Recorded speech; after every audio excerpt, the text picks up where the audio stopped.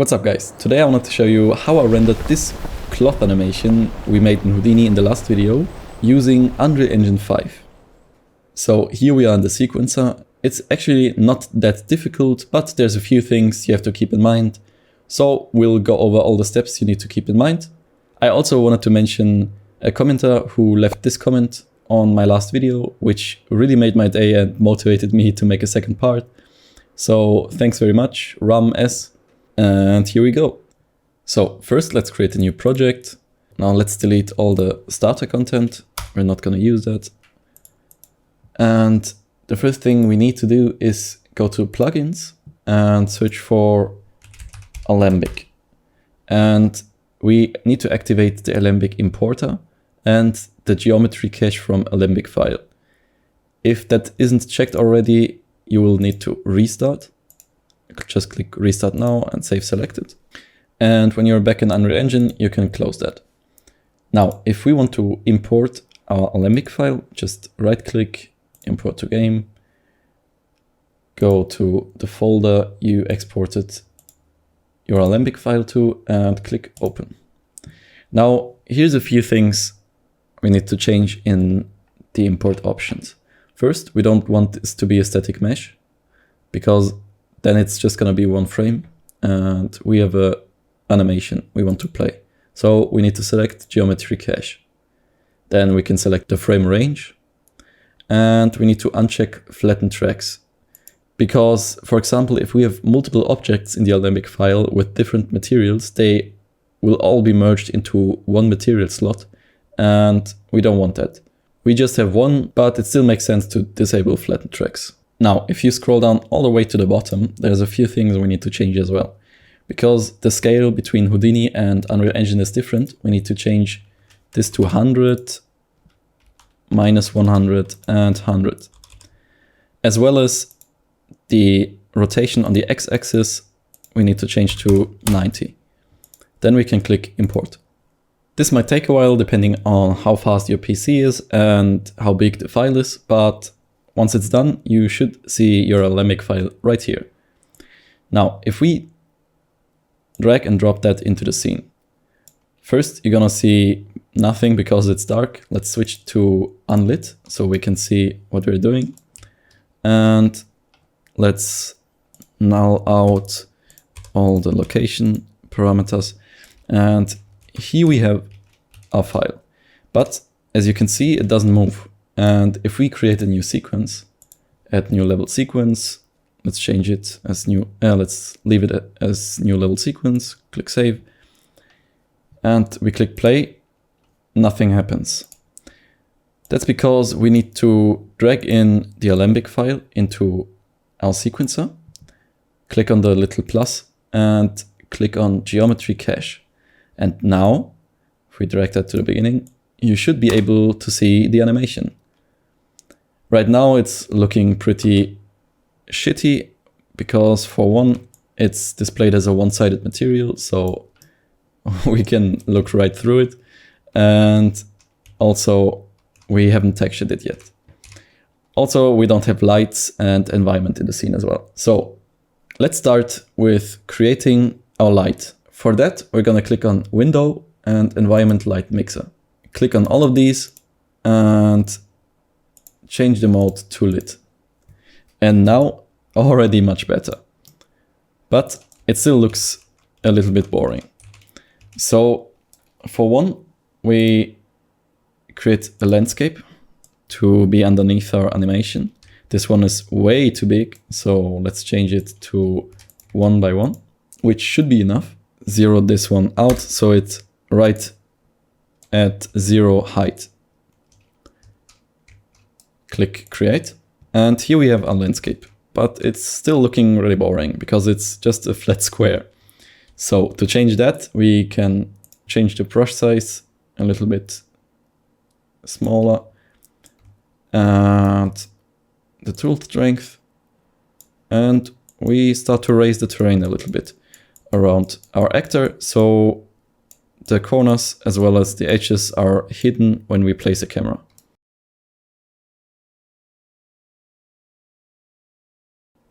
Now our landscape looks a little bit less boring and the edges are hidden. Next, we get the assets we want for our scene. For that, we're gonna use the Quixel bridge. Just click on Quixel bridge and then your bridge should open. If you're using Unreal Engine, you can use all the assets in Quixel bridge for free, which is, in my opinion, one of the best features of Unreal Engine, because there's a lot of really high quality 3D scans you can use for your projects. For this one, we're gonna need a few things. First, we're gonna need a cloth material for a ghost. So just search for cloth, scroll down a little bit, and I think I used this one. Change this to high quality and add it to the scene. Now the content browser opens and here's our material. Let's also search for some grass. Let's just go to 3D plants and grass. I really like the wild grass, so let's change the quality to highest quality and click add. Lastly, we need a material for the ground. You can build a complex landscape shader, which will automatically texture your whole landscape. There's a really nice tutorial by Unreal Sensei. He also provides a free-to-use material you can download. I put a link to his channel as well as the video into the description. But for this one, it will be enough if we just put one material on the ground to hide the spots that the grass doesn't cover. I really like this grass, so I'm gonna click download and click add. After we have our materials and assets, we can close the Quixel bridge. Let's start by applying our cloth material to our Alembic file. For that, just click on the ghost animation, open the content drawer, go to white cloth, and here we can drag the material instance into the material slot. If you give it a second, you can already see it's our material, but right now it's looking pretty shitty because it's way too big and the shading is just not nice. So let's double click on our material to open the instance. And we can change the tiling by checking this box, opening it up. And I found that 5 works really well for me. And we only need to change one more thing, which is in the material property overrides, tick the two-sided checkbox so the material is also applied to the other side. Now, as you can see, you cannot look through a cloth simulation anymore like we could at the beginning. Next, we apply the material to our landscape, which works the same way. Just open the content drawer, click on the landscape tab, scroll down and drag in the material into the material slot. As you can see, this is kind of repetitive, but for this landscape, it will be all right because we're gonna cover it up with grass. I already mentioned earlier that Unreal Sensei has an auto landscape material, and you can use that to break up the patterns as well as automatically apply different materials based on the angle of the landscape. If you'd like to use that, just check out the description. I'll put the link to the video there, and let's keep going with the video. Let's open up our material and change the roughness a little bit because it's really, really specular at the moment. Change it up until we get something we like. Look around and it's a lot better. So we have a landscape, we have a ghost. Let's place down some grass. For that, just swap to the Foliage tab. We can also close the sequencer for now. And here we have our grass. It's already imported. If not, you can open the content drawer, click on 3D plants and drag in all the assets. Then we're just gonna select all of them, tick the little box, and you can see we have this little brush preview. Let's try to paint some of the grass. And as you can see, we already get some grass, but we want a little bit more to cover up the ground more.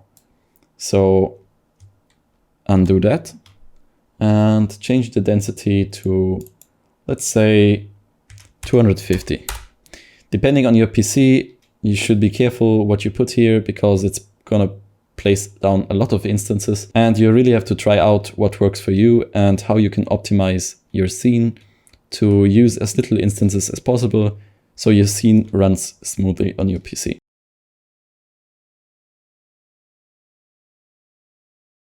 Now, once you're done painting all the foliage, you can swap back to the selection tab and we can start to set up our camera and lighting. We're gonna start by importing an HDRI as our background. You can get an HDRI from Polyhaven. Just search for one you really like. I think I'm gonna go with the night scene this time. I'm gonna go with this one. You can change it to HDR and select the resolution you like. Click download. This is gonna take a second or two.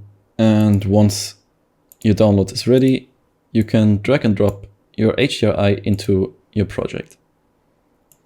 Let's close that for a second. We need to create an HDRI actor by clicking up here, then go to lights and HDRI backdrop. You can already see here's the default HDRI backdrop. Maybe you like that. You can use that as well. But we're gonna use the one we just downloaded. So right at the top, you see the HDRI, and we can just drag and drop the HDRI into the slot. And as you can see, it changed to the night scene. I ran into a small issue, and there was that the lighting wasn't rendering in the final render, and the HDRI bugged out for some reason. Solution to change that is to change the size to a bigger one. For me, 5000 works fine. The only problem was that the lighting was kind of messed up. So I went into the skylight tab and changed the cube map here. So I'm able to change the lighting independently from the backdrop. So I can change the lighting to something that works for me. And if I go back to the HDRI actor, I'm able to change the intensity of the skylight to something that works for me. So, for example, I can set this down to make it darker or set it up again. But it doesn't affect the lighting of my scene, just the background. Which is necessary because if you set this to 5000, the lighting will go absolutely bonkers. And this way you're able to change both settings independently from another. Next, go to the project settings and type in ray.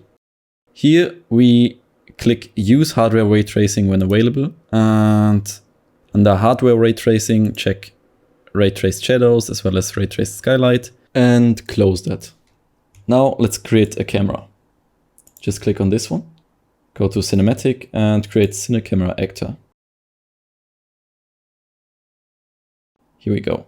Now we can also pilot this actor. Just click here and click on the camera. And here we have an actor. As you can see right now, it looks a little bit shitty. To change that, we're gonna click on the camera actor. First off, we don't want 35 millimeters because I don't like the look of it. Let's do 125 millimeter. And let's create another camera. And this one we're gonna set to 85 millimeters to get a nice telic look, to get a nice close-up like this. And let's change our focus settings. So let's click on a camera actor, and technically you should be able to use the eyedropper to focus, but sometimes that doesn't work. So you click on draw debug focus plane. And let's change this all the way down, and you can see here's our focus plane. And let's change that until we are on our actor. Maybe a little bit further back, like this. And deactivate the draw debug focus plane. And right now you can see here we have our scene. There's still one problem, and that's that the grass of the background and this grass have a slightly different color. And we can change that by opening up a content drawer and going to our foliage and clicking on the material instance. And here we can use a color overlay to change up the color a little bit. Let's change the colors a little bit to what fits our background a little bit more. Press OK, and we can close that. Now I've configured both cameras, one close-up and one a little bit more wider. I changed the aperture of the wider to 1.2, so we have a little bit more narrow field of view. And we can also look at the close-up, which also has a pretty narrow field of view, so the background gets blurred and blended a little bit more. But this still doesn't look really pleasing in my opinion. So I'm gonna go to the backdrop and change the intensity to, let's say 0.2. So it really looks like a night scene. We can also activate the directional light again and change the intensity of that way down. So let's say something like, no, 1 is already too much. Let's say 0.5. Still a little bit much. Maybe 0.1. 0.1 is okay. And change the light color to something more bluish.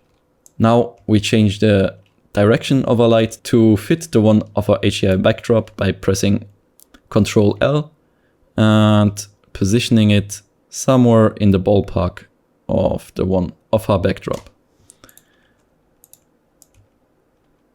And as you can see, we have a little bit more of a bluish tint to our landscape.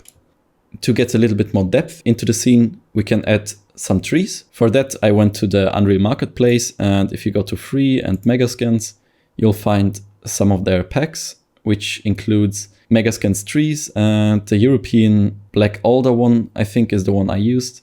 Just click on it and add it to the project. I'm gonna select the one we just created, which is this one. Click Add to Project. It's gonna take a while. And now if you open your project again and click on Content Drawer, there should be a folder that's called Black Alder. Go to Geometry and Simple Wind. Here we have all our trees and we have field variants as well as forest variants. The difference is, of course, that the field variants have lower foliage. And for this one, we're going to use the field variant because if we look around, we're on a field. And I think that this one maybe looks nice. Let's place that one here for now. Maybe try another one too. And now let's get to animating the cameras. For that, we're going to open up the sequencer again. Right now, there's just our Alembic file in there. But we need both of our camera actors in here. And I want the pivot point of our camera actors to be inside of our Alembic, so I can use the rotation to spin them around our Alembic ghost animation. For that, I'm gonna create a basic and a new actor. And I'm gonna move that to 0, 0, 0. Which should be right in the middle of our animation. Now we can drag both of our camera actors into the actor and drag our actor into our sequence. Also, we can drag both of our cameras into the sequence. And now if we go to the actor and create a new track, transformation, we can keyframe the rotation. Let's say on the first frame, just click on this little plus icon to create a keyframe. Let's drag that up a little bit so we can see more.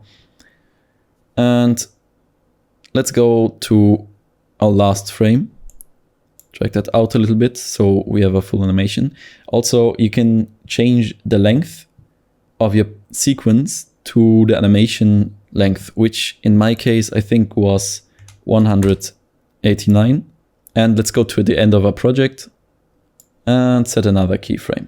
But we're gonna add some rotation. Let's say we're gonna spin one time, which is 360 degrees. So now if we play, you see we turn around our ghost animation. We can also swap to the other camera, which is this one. And as you can see, here's our animation. Also, we want to set some cuts. So we want to start with our close actor, which is this one. And right when we start to turn, we swap to a wide angle shot. Keep that for a while. And somewhere around here, we want to swap back to our close-up. Like this. Now we can also drag the keyframes in a little bit again. So the turn ends a little bit earlier, maybe somewhere here. And I think I like that. I just want to change the curve settings a little bit to change the speed of the animation. Just click on the little curve icon right here and click on the actor, which we animated. And here we have our curve. Let's isolate the yaw. And right here, we need to click on this little icon here. So we're able to change the tangents. And I want it to start a little bit slower, pick up some speed, and also end a little bit slower and slowly fade out. Like this. And I think I also animated the pitch, which I actually don't want. So I'm gonna delete the keyframe and close it.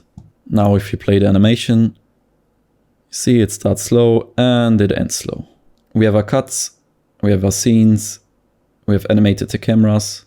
Now, before we get to the rendering, we want to place down a post-process volume to change up a few things. First, let's click on this little icon up here, go to volumes and post-process volume. Here we can open up a bloom and activate that intensity threshold, and then we can also tick lens flares. Next we can go to open the motion blur, and 0.5 is alright. Let's change it to 24. One more thing we want to do before rendering is go to the exponential height fog and change that to volumetric fog.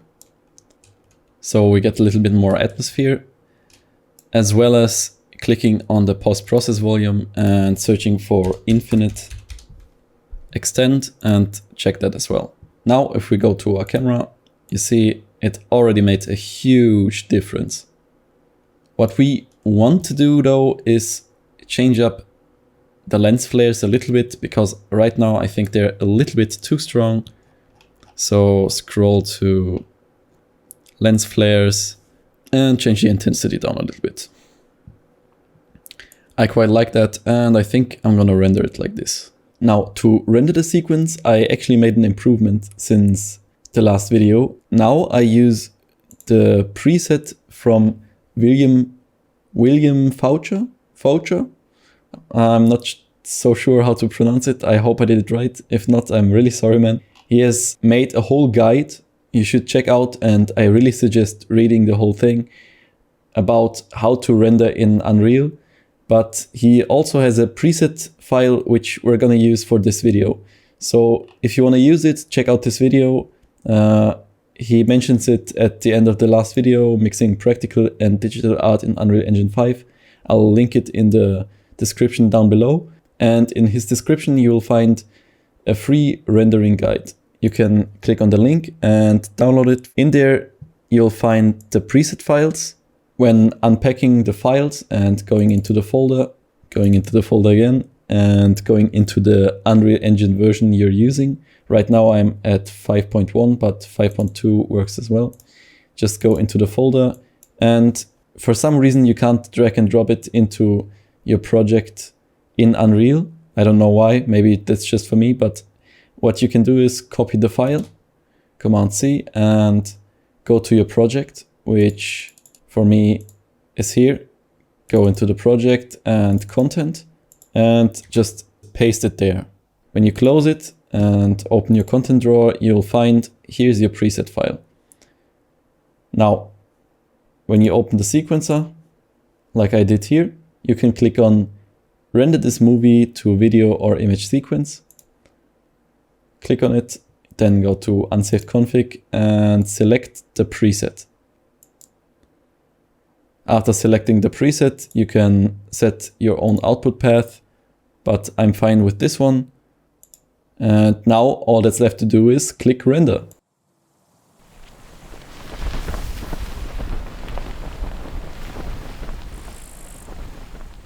So that's how I rendered this vellum cloth simulation using Unreal Engine. I hope you enjoyed, and I'm curious to see what you guys make. If you want to tag me, I'm Nicholas_Drum on Instagram, or you can also tag me on YouTube, because I think they added this feature in some of the last months. Also, big thanks to William for the amazing rendering guide.